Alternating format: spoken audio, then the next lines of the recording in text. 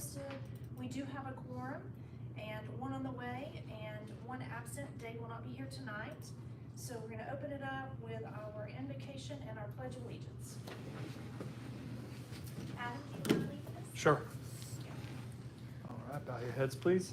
Heavenly Father, we thank you for the privilege of holding these type of meetings in this country, Lord.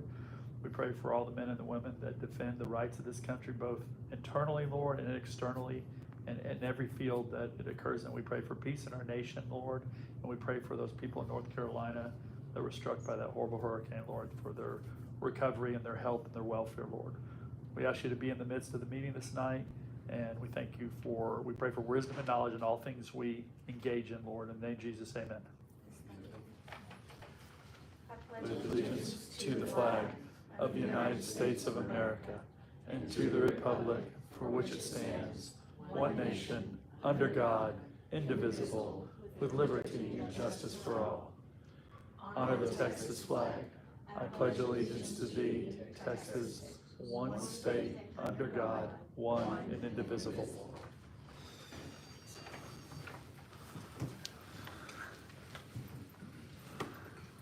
Okay, we will open up with citizen comments. Do I have anybody? No? All right, then I will close citizen comments. We'll move on to mayor's report. Our drainage study is really the only thing that I have on the agenda right now. We are in the process of putting out that RFQ. Adam, do you mind elaborating a little bit on this? No, sure. We are, I set a timeline, so yeah, for the RFQ, what we're looking at is I'm going to be working with Eric, and he has it currently. We are at TML next week, but the week we come back, which is the following week, so next week we're at TML, we'll look to get that out. We've already talked to Cobb Finley. They're going to help us with it. And the nice thing is tonight we're talking about another grant that might dovetail into that. Yes. And financially that may be of assistance to the city as well. But we're looking scope-wise. We have an established scope, but we are aware of I believe we're aware of most of the hot spots at this point so in the too. city of Gunter. So really that's it. A lot of people have asked and we're getting that ready. Yeah, a lot of people are, wanting to know what is going to get fixed and how, and it really will be through that study that occurs. And we won't know what we're fixing until we do the study to know where those hotspots are. Correct. And then where to start, and of course that comes from the engineers and all, so Right. kind of what to do first.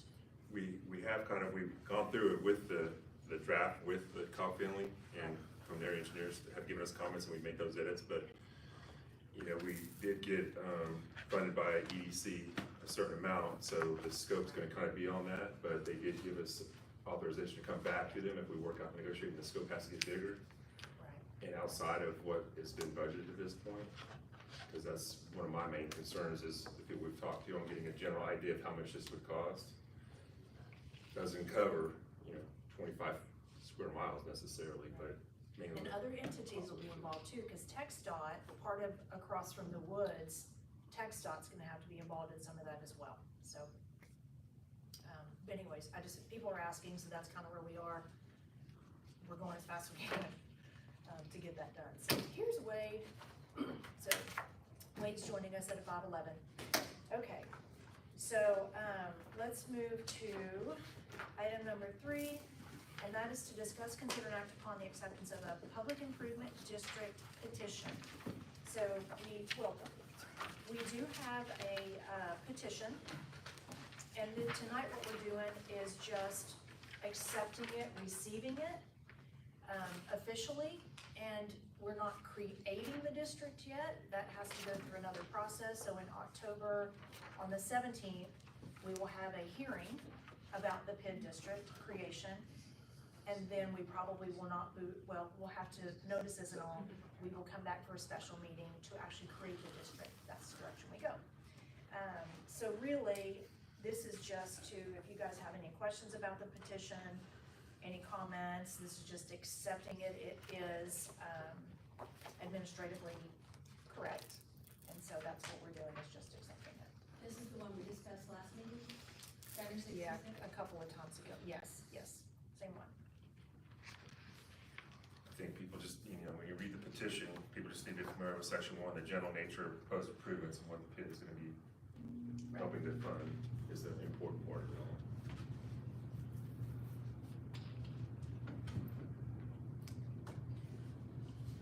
So, do I have a motion to accept it? I move we accept the PID. Okay, I've got Cindy with the first. Alan with the second, all in favor? Aye. Looks like we forgot how. William? I'm still thinking, I never was keen on it, so.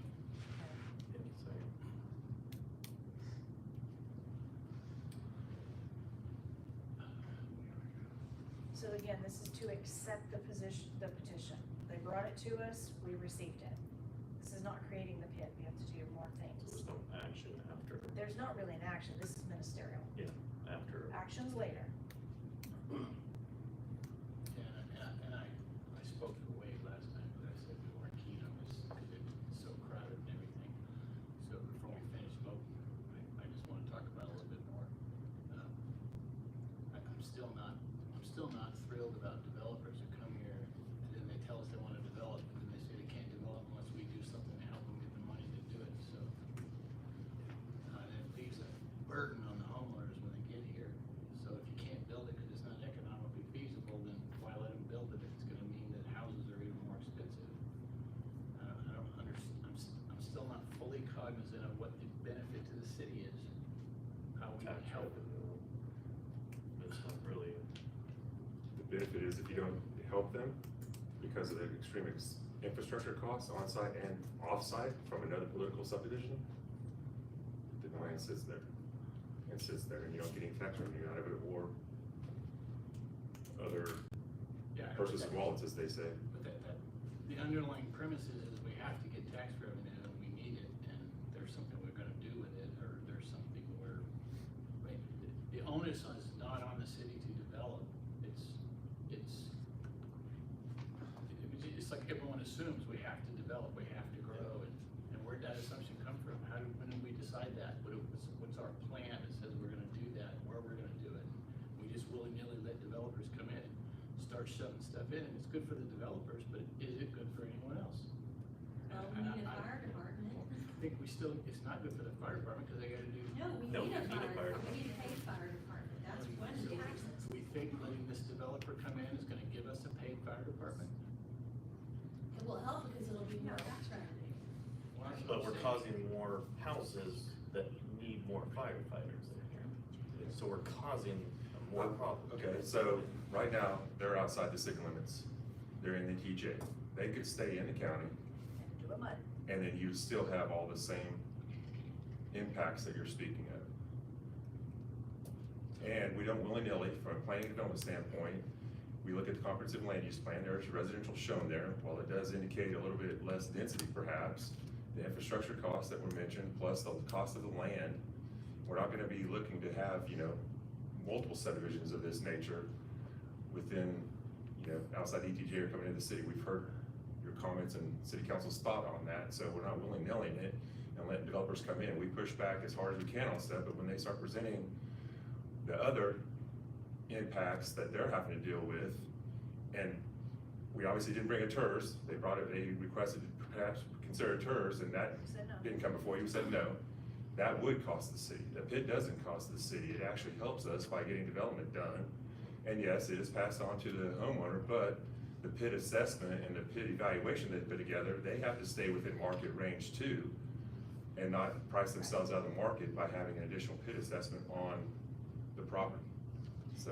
This PID, actually, when I showed you guys the financial aspects of it, because we did this in executive session. You can go to executive session for the finances and talk money and stuff from a developer's perspective. This is one that we said should probably be a model for future ones. It was that good because of the lean to value ratio, very, very low risk. If for some reason, a homeowner comes in and can't afford it, that can happen in any home, but at least the value is there. We're not gonna have this huge, development where all these foreclosures are happening because the lean to value ratio is not good enough for them to even get out of the house once they're in it. So the lean to value, but the difference is too, with this development as opposed to another one is that they're putting 68% of their own money into the game. They've got skin in the game. They're gonna do it, more likely to do it right. I can't say they'll do it right, but much more likely to do it right than other PIDs where there's no skin in the game. Right, I remember all It's a that. big difference. So, and here's the other thing too, we gotta understand, is that these PIDs and TERSs, this is the world we live in. So think about this, if everybody was a cash buyer and we all went out and bought a truck, that truck's value might be 70,000. But what drives that value up is when people start financing with no money down, 7 years, and now everybody, they don't care what they're paying for the truck. They just care about the payment. Well, that drove, now that truck's $100,000. So the person who's a cash payer doesn't get to pay for one at $70,000 anymore because the market itself has driven it up. We're kind of in the same thing with development. This is the arena everybody's playing in. Because everybody else is doing PIDs, we're kind of stuck with, they're gonna come for PIDs. This is gonna happen. We have to be responsible enough to go, you know what, this PID, not good, because you don't have skin in the game. Why would we wanna do this for you? We're gonna help you make money, and you ride off into the sunset while we have to figure out all the foreclosures that come of it. And, right, because we have to do that part. We don't lose money, but we have to enforce that. So, if you do a smart PID though, and I happen to believe this is actually a very smart one, the lien to value ratio. The fact that the developer's coming with 68% of his own money is nice. And when we look at that total tax cost, what it's gonna feel like for that homeowner when they get into that home, it's not a big difference. And over the course of the loan, when that PID's paid off, they're gonna have so much more value in their house because I understand it that. got paid As differently. kids go, So I understand this it one's does not help. as bad as other PIDs. Yeah. My concern more is it, developers always wanna develop, and it's good for a developer, but it doesn't Yeah. mean it's good for the town, it doesn't mean it's good for everybody else that lives here, it doesn't mean it's good for the people who have to share the road with the new people who come on and crowd it even more. And especially when you go high density, they want to do more people. Well, the reality is they're coming. They're either gonna come in the ETJ as a MUD, Right. or they're gonna come in the city as a PID. Do we want their tax dollars? Well, so that kinda sounds like we're between a rock and a hard place. Yeah. They're gonna show up whether we like it or not. And, We need to find a way how we can get control back yeah. and not have big, here's your two options. Yeah, I don't wanna say we're doing a development, because you're getting blackmailed if you don't take our development the way we're giving it to you. Yeah. We'll do a No, I MUD. don't think they actually said that. It's not a It's blackmail, not the a only black reason, you know, we say like rock and a hard place.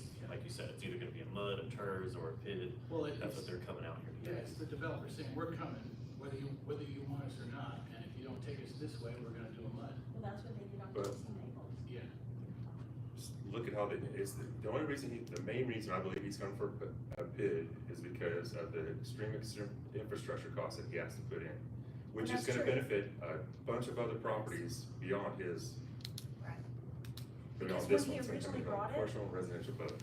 I think actually you guys were in the first meeting, because I pulled the two of you in. This is that agreement that we first started when they very first came. PID was not even discussed.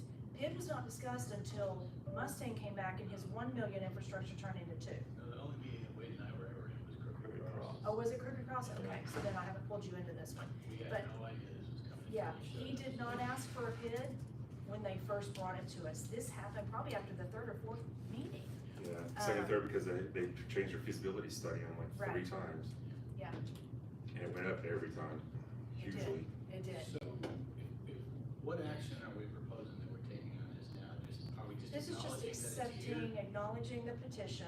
It will be put on on the 17th, our next meeting agenda, to have a public hearing and then discuss the PID creation. Yeah. But we won't actually do anything with it because of the timeline of public notice is 15 days. So, and that hit the newspaper, we can't actually take any action until the 23rd. So we've got time to think about this and discuss it. So I'd love to have the public hearing. I wanna hear what everybody else in town Yeah. says about it, because I still don't have a good, clear feeling how the rest of the people in town feel about it, whether they want it or not. I know I hear a few people saying they want more houses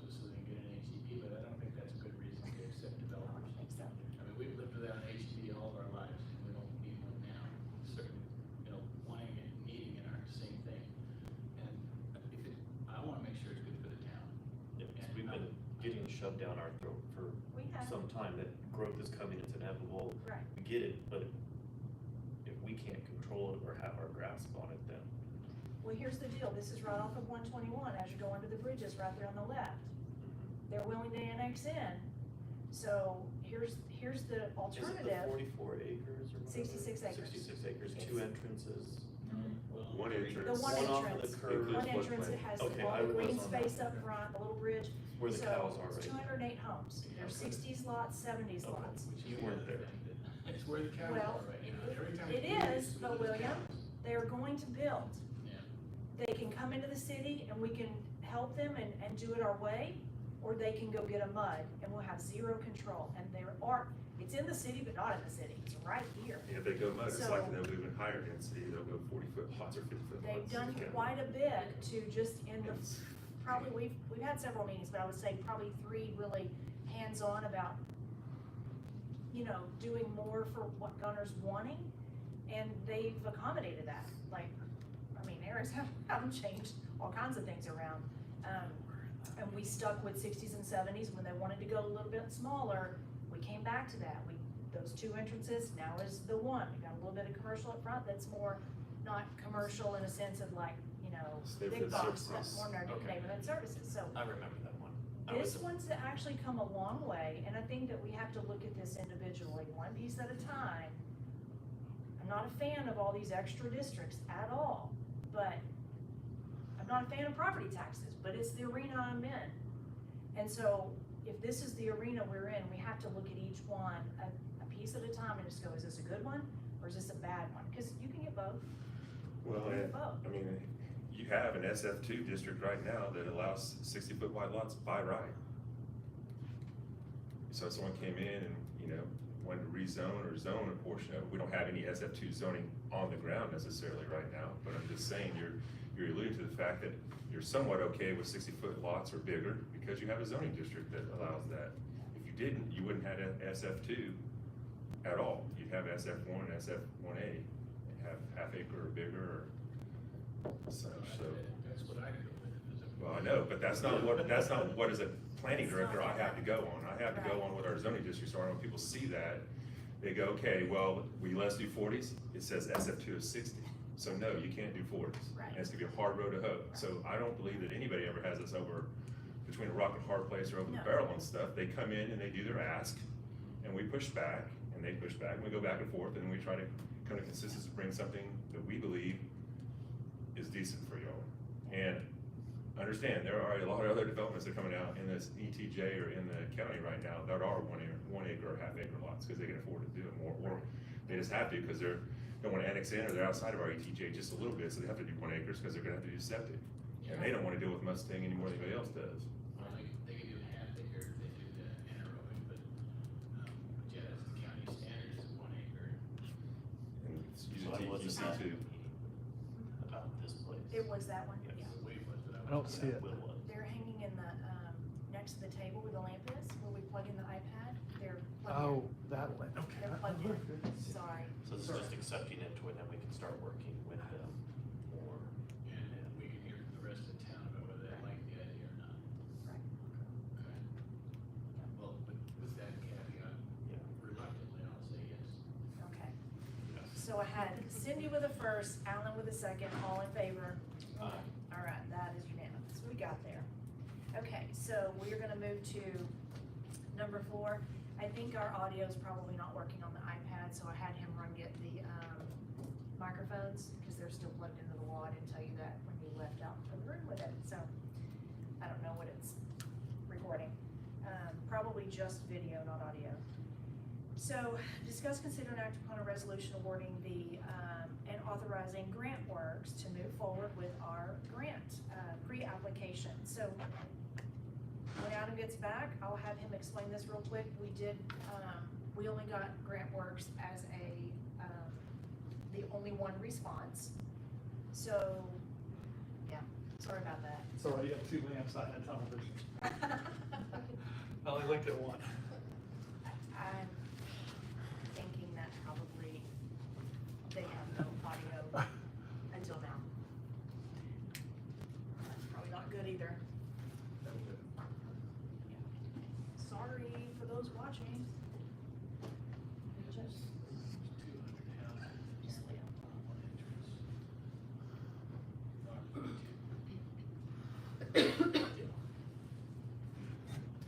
Okay. Really limited to one entrance, and I don't know how that happened, because if you got a fire or an emergency or a problem, you gotta look at it. If that one gets blocked, you can't get any trucks. There's two now. Now there's two. There's two now, In the new development, front, back. On the bridges. where's the one in the back? Okay, we are off topic. We'll talk about that after. Okay, so, Adam, do you mind just kind of updating us on the grant works? So I was talking about that. We're on item number 4. Sure. And so we got the one response to our Right. grant. We have, filled out the paperwork for that one. And this is just to authorize us, obviously, we don't want to administer this thing.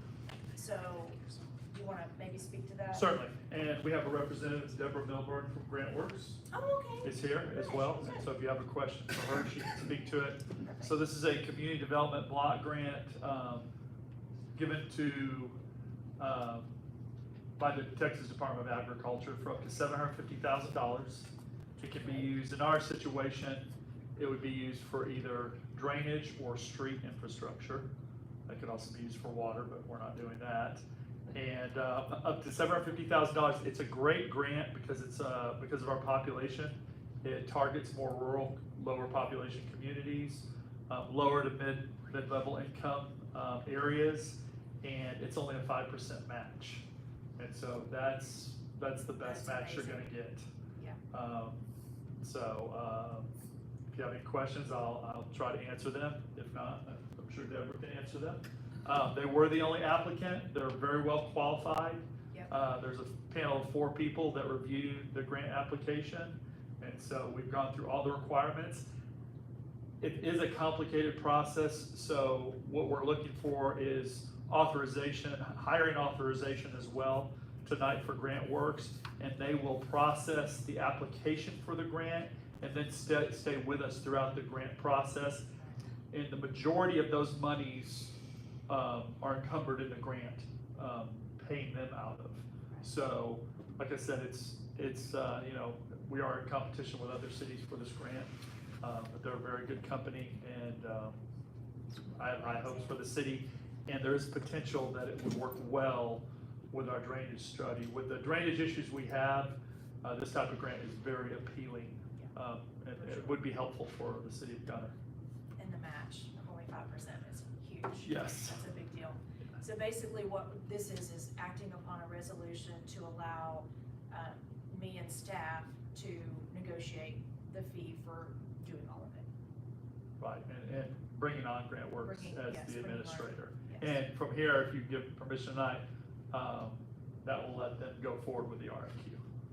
And if we get that grant, like you said, we can use it for the flood study.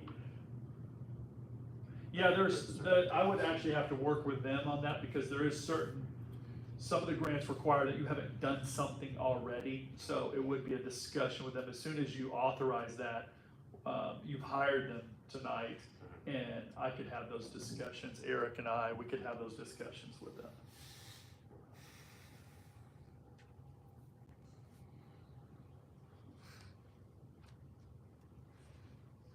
I'll motion to approve. Okay, Wade with a first. William with a second, all in favor? Okay, that's unanimous. Thank you, Adam. You're And welcome. Thank you for being here too. Okay, so number 5 is to discuss, consider, act upon a resolution for the Grayson CAD acquisition of an abandoned railroad property adjacent to the current location there at 512 North Travis Street. Each city has to do this. I don't know if y'all had a chance to read through this, but I would say it's pretty ministerial. I don't know that there's any reason for us to want to say no. I don't know, William? Well, I know this property, and, yeah, there's no reason. There's no reason to say no, so I just, we either have to give them our acceptance or our denial. Yeah, and the only reason why it's coming to you because it has a resolution. Other than that, the mayor would have already signed it, not Right, just sent it. right, but I have to do it by resolution. Right. So they require that, so, Thanks for coming. I'll make a motion to approve. all right, Alan with the first, Second. Wade with the second, all in favor? Aye. That's unanimous. We'll move on to, discussion with council to review BNSF timeline. Okay, so we're doing pretty good on time, we gotta hurry up though. So I'm gonna go through this pretty quickly. Ooh, I've got something blocking mine, but it's not blocking there. All right, so we're gonna go through, that is highlighted because I wanted to verify that Mark Miller was the mayor in 2019. Deidre verified that for me today. So I'm gonna run through this real quick, answer basic questions. Obviously, everybody knows that we are trying to resolve our differences with BNSF. We terminated the agreement back in October. I'm just giving everybody a timeline from, especially you guys, because y'all weren't part of any of this, of where it all started. And a lot of people don't know where it all started. A lot of people are asking these questions, not just council, but it's really important for you guys to know where we started, how we got where we are. Obviously, we can't talk about anything moving forward because we are in litigation. We'd love to tell everybody even more, but at least I can tell you how we got here and go over the past. So in 2019, Mark Miller was the mayor, city manager was Lee Lawrence, and assistant city manager was Jessica Perkins. In April of 2019, that is the original email that is far back as I can find of a conversation with BNSF, and that is from Chris with BNSF to Jessica Perkins. She had been here 2 months. Chris sends this email and he basically introduces himself. My team is working on potential sites in the Gunter, Dorchester area. And then we have been looking for 800 to 1,200 acres, 800 to 1,200 acres, but have flexibility depending on the shape of the parcel. So they're reaching out to us, they want to look for land.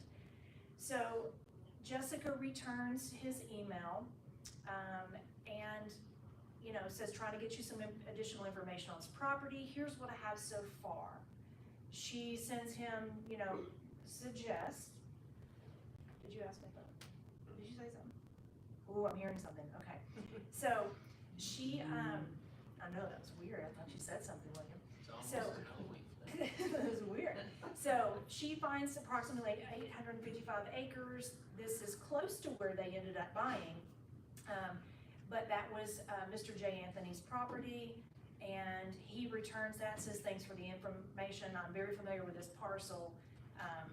It's not for sale, and they had already done some due diligence and said that the grade change was gonna be really hard for them. It didn't really work out.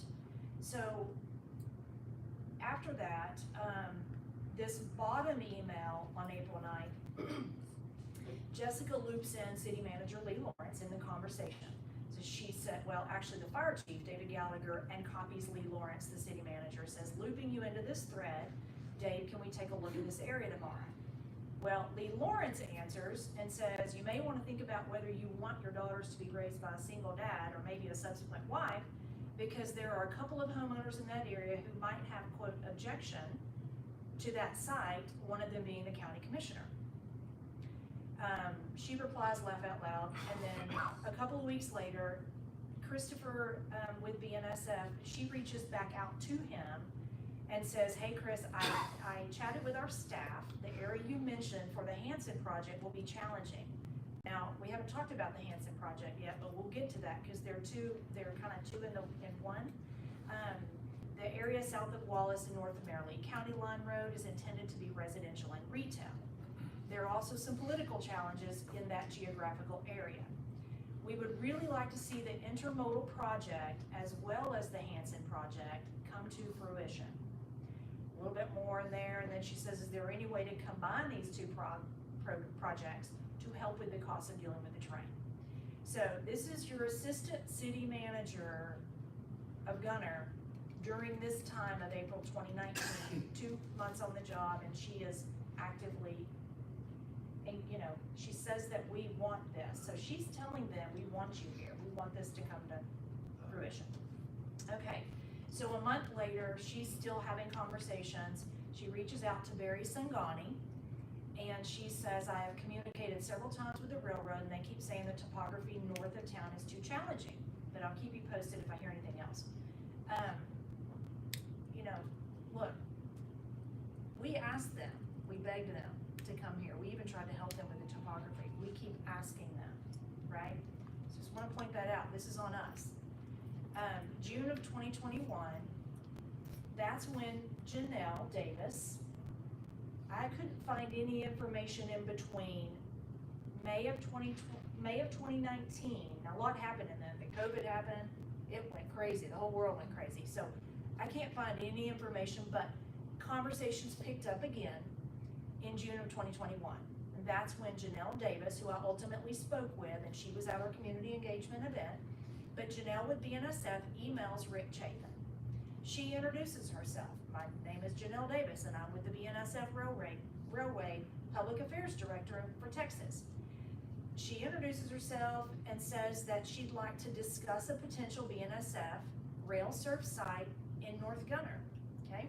So again, she's introducing they're coming back. And at this point, I'm sorry, they had already bought the property. So not quite yet, not yet. That's 5 more months. Okay. So we're still in June of 2021, it's close though. Do we have any idea what prompted all this to start in 2019? Why this assistant city manager is out negotiating this and encouraging people So- to come here? BNSF reached out to the city of Gunter in 2019, and Jessica, it came to her. Somebody told her told him to reach out to her specifically. I don't know who that person is, but I don't know if it's somebody that lives in Gunter, but said so-and-so said I should contact you. And she began helping them find land here.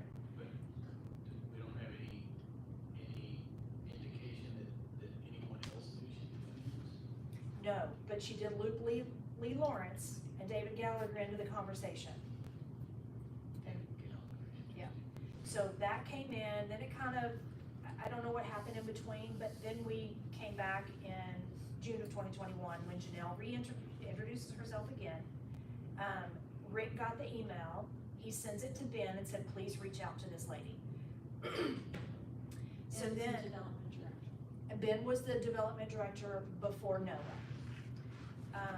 And so Ben decides to, it sounds like he has a conversation with him. He emails Rick and says, this is a letter I'm gonna send to council. This is an email I'm gonna send to council, see if it sounds good. Rick says, excellent email. I would also state that they have requested a meeting in the next few weeks and you will apprise them of what transpires. You can send to them and then copy me. So he's saying Ben's letter. Now, Ben's letter, he did send it. It went to all of council, and this was September of 2021. So when Rick says reach out to her, there's 3 months in between June and September, and then Ben says he has a conversation. He prepares this statement, this email for council. Rick says, okay, this is good, and Ben sends it. All 5 council members and Mark Miller got this. So this is September 2021. It says, Mayor and Council, Rick asked that I update you on what Burlington Northern Santa Fe BNSF Railroad is doing north of the woods. They currently have land under contract with the Singani 2 tract. So this is under contract in September. I had a phone call with them at the end of June when they expressed interest in the property. They are intending on developing a rail serve facility that will function as an industrial park and provide a place for business or corporations to lease and conduct their operations. The talks that I've had with them have been very preliminary, and they have been pretty guarded on overall scale and what they'd like to do until they can have all of the land under contract. However, the city has not attended any meetings with them outside of a 20-minute phone call in June. So it goes over, like he says, I did speak with them briefly. He's basically updating the council. I don't want to read all that to you guys, but he's giving them very detailed information, and this went to every single council member. They also got this brief in October of 2021, 2 months later, and it says BNSF Railway Development met with their team last week at Julie's office along with Ben and David Gallagher. Well, David, they are looking for light industrial and heavy industrial development and are in the process of acquiring land. They did not provide specific details. The current PD allows for light industrial, but not heavy. We stated that Gunter has stringent landscaping standards. Okay, now, That's the only thing he feeling that probably, was said, and then he, conveyed that. So that was October, and now November and December, all the land at this point had been acquired, right, Courtney? Okay, so during all of that time, June, then contracts in September, November, December, they bought all the land. This is end of 2021, y'all. Now, in December, there's also another notice to council. This is the third one that I found. I didn't dig through all of the update community, the council, whatever he called them, managers, monthly update or whatever. I didn't dig through all those. But this is the third email from Rick to council, just an FYI. We have a request for a roadway permit for this potential project. Hanson Products is a raw material supply yard. We have not had any communication with this company prior to this request. We have extremely limited information on a concept plan, which is attached. This is in the city's ETJ and is west of Highway 289 on the northwest part of Gunter, generally across from the woods. I don't know the size or scope of this project, but it appears to be relatively large. We've requested a meeting with them to get more information about their proposed project. As soon as we meet and have more information, I will share with you ASAP. Now, this is at the same time, the Hanson project is part of BNSF as well, because the people asking information on the Hanson project are at bnsf.com. So these go together, and this is why earlier Jessica said, couldn't you tie these two projects together, the Hanson project and the BNSF, she called it an intermodal center. At the time, putting the two together so that it would save them cost. So these two are kind of playing on at the same time. They're related. He's explaining the Hanson project. This is the concept plan. It doesn't say any acreage or any of that, but it is attached, and it looks like it'll attach to rail and loop around, and it looks like it's just storage of aggregate. That's all I know. I don't think anything else has happened since. They did ask for driveway permits. They were going to, went back and forth with the attorneys. They need a driveway that is they have to get it through us because even though they're in the ETJ, we are responsible for Fallon Road. So this is the email to permits. Angie responded and said, we'd like to, or Ben actually responded after Angie sent this to him. We'd like to schedule a meeting with you to go over the project. And then they went back and forth, and they found out that regarding the driveway from Fallon, their engineer is saying, we understand that it is prudent and necessary to permit the driveway with the city of Gunter and any associated improvements along Fallon with the city. If you could please advise how we can progress this item with the city of Gunter, it would be appreciated. They do have to go through us for that. So the last email is Ben responding to them saying, basically the property does need to be platted.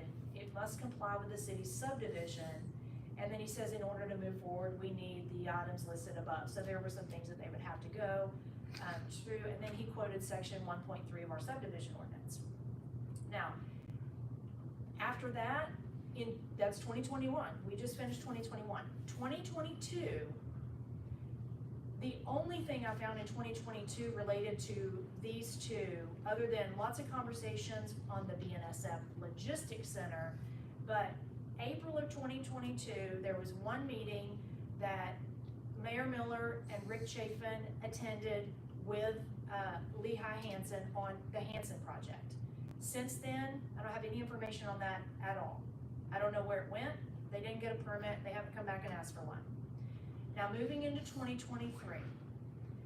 January of 2023 is when Gary with BNSF, who worked through all the way through the termination agreement, Janelle and Gary were the ones on board. When Gary with BNSF reached out to Noah, they really started working on, let's get the timeline of everything we need to do with zoning and notices and public notices and all that schedule ready to go so that we can bring this to council. This, you guys, January of 2023, at this stage, this is when it should have come into an open meeting. This is when the people should have known about this project. At the latest, at the absolute latest. We're actively engaging and trying to create a plan. BNSF is coming to us doing what we are asking them to do. We courted them, we pulled them here, they're following the rules. We just didn't bring it as a city, we didn't bring it to the people in January, and this is, it should have come out here, but it didn't.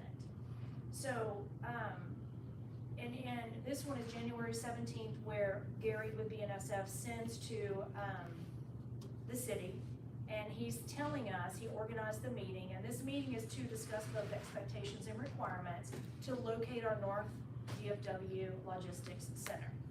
So, I mean, we should have taken this to the people then.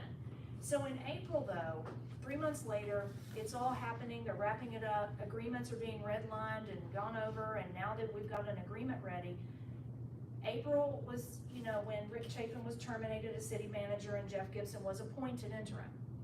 May, that very next meeting, is when the council voted to accept the agreement, 4-0, Spencer was not in attendance, that was the night I oathed in. In June, the citizens were going, wait a minute, what just happened?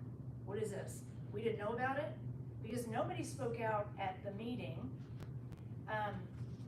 And there weren't any questions asked other than trees. Not for the development agreement, but there was after that, right? Because you had to do that for zoning and annexation. So, but we didn't get that far because then the people are upset because we all just found out what this actually was. Yeah, because It had been going on since 2019. So if I'm BNSF, I'm like, wait, what just happened? I thought y'all were happy with us, you wanted us here. And now the citizens are going, excuse me? I didn't know anything about this. What just happened? Why didn't this come to an open meeting, right? Everybody wants to know. So we get into, all of that happens, citizens are freaking out. I'm a brand new mayor for 2 weeks. And on June 2nd, I sent this email to Janelle. I had met her at the meeting. I knew she was public relations. So I emailed her and I said, I have a meeting with residents this afternoon. I don't remember who I was talking to, but there were several that wanted to meet and they were upset. Would you be available to discuss a project with me sometime this morning? I want to make sure that I share accurate information with the residents regarding the project, land usage, and how the development will function. Because I had no clue how rail works. I don't know anything about it.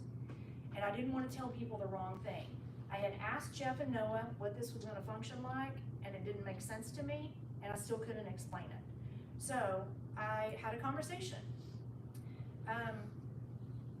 She responded to me, I hope you're doing well, be happy to touch base with you. So we actually scheduled that from 10 to 12 that morning. That was a 40-minute conversation, and they were very, very accommodating to me. I said, this is what I think is happening, and Gary said, not exactly. And I go, okay, then just teach me from the beginning. What does this look like? So that's when, they both said 3 times in that conversation, we like to engage citizens before we do these development agreements. And most of the time, they didn't tell me that day, they told me later that cities fight for them. They want them there. So, but they did say they like to do this ahead of time. But they told me that the city staff did not want to engage the public for, quote, lack of appetite. So city manager Chapin was having conversations with the council on his own.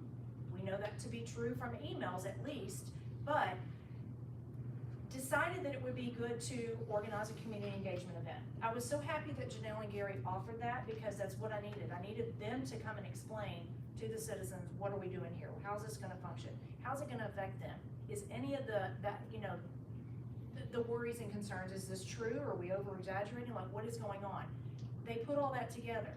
Problem is when Gary and I and Janelle got off the phone, Janelle reached out and it was taken over, Janelle and me were out on the outside, but Gary and Jeff Gibson were putting this thing together. Well, this email is just me saying, I wanna thank you guys for spending the time answering my questions. I don't think I have to, read through all of that, but I did loop Jeff in on this email because I said, you explained that it's typical for BNSF to initiate discussions with the community, creating an environment of transparency where residents, council members, and all involved feel that they have the necessary information prior to solidifying an agreement. But that was but that it was asked by our city manager, director of economic development, city council to keep the project discussions private because the appetite was not there. So I thanked them for going over this. Moving forward, we will operate transparently. And then I said, Jeff and I agree that it's important to act in honor of according to our city's mission, vision, and core values, So I go through that. I'm grateful that they're willing to do this. When it came back and it was scheduled, on June 5th, that's when they said, she just responded to me and said, I appreciate our conversation. We'll circle back. If you need anything in the meantime, let me know. So then we had a misunderstanding because what Janelle and Gary and I all agreed upon was an event where citizens could come and ask questions and we could all communicate, all in this room, which ultimately we did have, Q&A type communications. But then what Jeff scheduled, he coordinated that lunch workshop. I was like, are you gonna provide lunch for the whole city? This doesn't make any sense. He goes, no. This is for just staff, council, BNSF, and the city of Cleveland. I'm like, we can't do that because you have to do that in an open meeting. And we argued a little bit about that, but I said, we're not doing that. We have to do that in an open meeting. And so then Janelle and I discussed the workshop. It's not what we intended, and it was a violation of tone. I explained to her, I go, we can't do it the way that they just set it up. So BNSF canceled the workshop, began working on the community engagement event that we ultimately had. Now, on the 12th, Jeff sent, this was that meeting that I said, no, we can't have, Janelle and I canceled, so Jeff sent all of council, including myself, please see the below correspondence from BNSF, the meeting has been canceled. And Lacey Krager of BNSF had explained to Noah and sent this to everybody and said, I believe there was a mix-up on the type of meeting we were planning tomorrow. No big deal. We're gonna, they're gonna regather and do something different. That's all cool and fine. Well, that created some issues for me behind the scenes that night because, this is the only email that I have that, anyways. How did this miscommunication happen? I was looking forward to discussion so that we could learn more about BNSF's plans, potential impact to the city. Had an argument that night with Jeff because Spencer wanted to still have this meeting. We can still have this meeting. They were very upset with me thinking I canceled it all. I canceled it all because it was a TOMA violation. So I think the people remember when all that happened. We had a meeting, now we don't have a meeting, now we have a meeting. So the next thing is on June 19th, this is Julie Ford sending Jeff, because I've shut down all, communication outside of an open meeting. In regards to the inquiry from the mayor about being brief, the TML handbook does discourage it. Yeah, it does. But she still gave him the okay to keep having these meetings.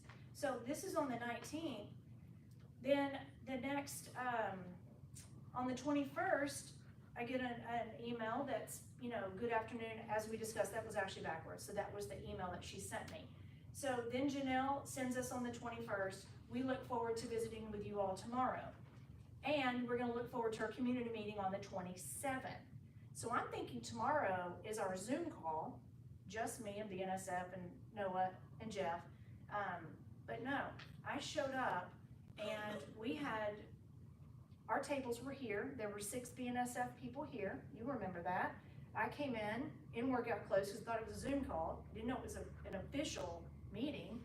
And I was like, oh wow, okay, so we're in here. Why are they doing all this for me to have a slideshow? They had this TV, did a great slideshow, lots of information. It was very informative. But I'm thinking, why are you here in person? Well, when I got finished with my hour, I would come around the corner and Larry and Cheryl are waiting. They're next in line. So even after me shutting the TOMA violations down and saying we can't meet 2 at a time, I canceled the meeting, they rescheduled it and we still did it. They still met 2 at a time. Everybody went through the same presentation, just without the public. That is why I filed the complaint with the criminal DA on TOMA violations, but we're not going there. This is why I did it though. So then on June 22nd, this was the meeting that they presented the slideshow. That was what I just talked about. But then on the 26th, we had our community engagement event, which actually went well. A lot of people came. It was very good. Relations were good with BNSF and the city. They appreciated us being able to do that. Citizen turnout was really good. Lacey and Janelle both sent emails that were just thank you to reiterate, this has been a good, we're communicating, we're getting along fine. Now, our meetings were June 8th for the P and Z, June 15th for council, July 13th P and Z, July 26th was the joint one. All of those meetings were very, very, emotions were high. We all remember them. But those were the 4, until finally between July and October, that's when BNS said, look, everything needs to calm down. We're gonna agree to terminate this agreement. They didn't have to. This agreement had no termination whatsoever for like 45 years, I think. So they didn't have to, but they agreed to do that. And they just said, you know what? They're not happy with us. We'll walk away. We split. Now between them, not a lot's happened. I can't talk a lot about anything beyond that point. Where we were, though, is just want you guys to all remember that what they gave us with the first agreement was 950 acres of N2. Nothing back for us. Heavy industrial. Heavy industrial, no restrictions. No restrictions. There was some communication back and forth in between, but we just never got there. I think people were so upset that they didn't know for so long that we couldn't even hear any negotiations at the time. So now here we are, we're trying to have a win-win for both sides as best we can. Obviously, neither side wants to be in litigation forever. And we're gonna try to solve the problem. Whatever we come back with will absolutely be better than 950 acres of M2. I feel good about that. Conversations are going well. Look, at the end of the day, and I've used this analogy before, we dated BNSF for a very long time. We were happy from a city staff perspective. That's all BNSF knows is, hey, they want to get married. We get married, and then we wake up and go, oh, my family hates you. We want a divorce. And then we got a divorce. And after the divorce, we didn't just want our half, we wanted theirs too. So on both sides, we've been, it's been highly inflammatory. We are trying to solve that problem. I feel good that we will. Both sides need a little bit more trust in each other, but we're moving that direction, and I think that we can get to a place that is better for us than litigation and what we have now. Yeah, so we gotta move on. So that's the timeline. If you guys have questions for me. You mean the city? I mean the city, I keep saying we, but Here, nobody on You are at this the table are part of it. administration, especially that very first city manager, who's just gone off on doing his own thing without any direction from anyone. Yeah. I mean, I don't ever see a good solution coming out of that. I just see one we can live with. Well, and that's gonna have to be how it is. If we don't like, Yet another development you that know. we don't have a choice about, and we just do the lesser of 3 evils. well, we're cleaning up some stuff, but, I mean, this started in 2019, and it's what we have, and we will do the best we can to make it better. We have to. It's all we can do. So, with that, we have one more thing, and then we need to, besides executive session, is it possible to go into executive session, let them do their meeting, and then come back out, wait in the back corner, not talking, and then reconvene? They're just using the space while we're not in it? Yes, but I was thinking I can send an email to Okay. council with what I need to tell them in executive session. Okay, so we don't necessarily need Yeah. to, okay, since it's Yeah. scheduled, they know that Yes. we're having executive session, it's just gonna happen through email. Yes. Okay, I'm good with that. We have one more item then, so they can start their meeting, and that is,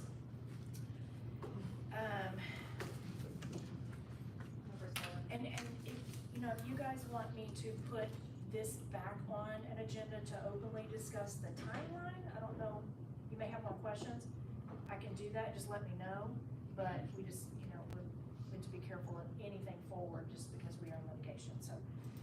Okay, so number 7, discuss, consider, and act upon appointing a vacant seat on the EDC. So,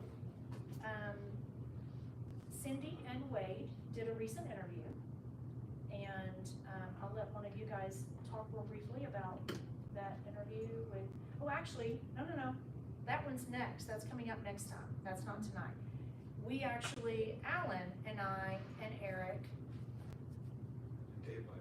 and Dave by phone interviewed Paul Volker. And so we are, I feel like I'm having deja vu. No, we already did Paul.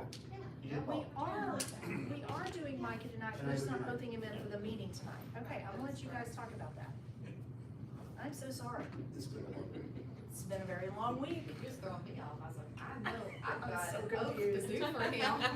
I was so focused trying to get him in here for tonight, but then we didn't have enough time. So if either one of you want to bring your appointment forward, talk about it for the No, I rest. mean, I think it's a good candidate for the EDC team, and he'll bring them good guidance and work well with them. He's a partner in a very large organization that provides landscaping for the Dallas Cowboys, for one thing.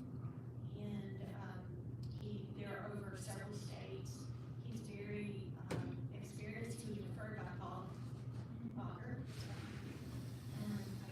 We asked him a lot of questions about leadership and, Wade said I was curling in like he was interviewing for a 100K job, 6-figure job. That's what we need these days. But he really knows what he knows what he's doing, and I think he'll be a good asset. For the record, I need his full name. Yeah, Micah West. An H. So do I have a motion to appoint? I move we appoint him to the EDC. First with Cindy, I'll second. second with Wade, all in favor? Aye. So that's it. So we are, looks like we are finished. We're not gonna have executive session except through email. So, we will not need to take any action on executive session, and any agenda items, if you guys would just, like you do, email me, call me, and we'll put those on so that we can go ahead and adjourn at 6:04.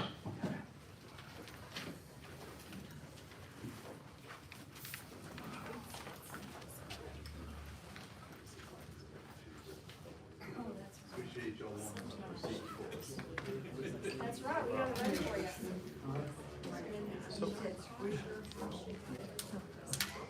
All right, so I'll get, 4 minutes over. I'll get the minutes. We're all email. Yeah, I know. Into the stack. Okay, thank you for following up and sticking with me. Sometimes you have to chase me a little bit. Yeah, sorry, I appreciate it. I probably should stop this. I have that problem in the room. Actually, it's a bigger problem than I, no, I'm gonna pass, I had some jelly beans earlier.